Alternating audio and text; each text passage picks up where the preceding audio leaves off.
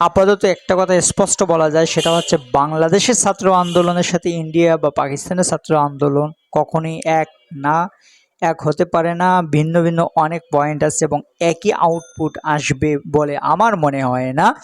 কিন্তু যেটি হবে সেটি হচ্ছে এই ছাত্র আন্দোলনের যে জোয়ার জাগরণ প্রভাব শক্তি, এই যে উচ্চাকিত একটি কণ্ঠ, তরুণদের অধিকার আদায়ের, তরুণদের কথা বুঝানোর মতো যেহেতু শক্তি এই বুড়া রাজনীতিবিদদের নাই, সুতরাং এই বুড়া রাজনীতিবিদ এখন পৃথিবীর যেসব জায়গায় আছে, আমার মনে হচ্ছে যেহেতু এটা নতুন শতাব্দী শুরু হয়েছে মাত্র 24 সন, এই শতাব্দীতে সামনে আর অনেক বছর, এই শতাব্দীর সবচেয়ে মেগা একটি চেঞ্জ পৃথিবী জুড়ে আসবে, সেটি হচ্ছে বুড়া রাজনীতিবিদদের বিদায় করার জন্য এই তরুণদের আন্দোলন পৃথিবীর অনেকগুলো রাষ্ট্রে সংগঠিত হবে বলে আমি মনে করি।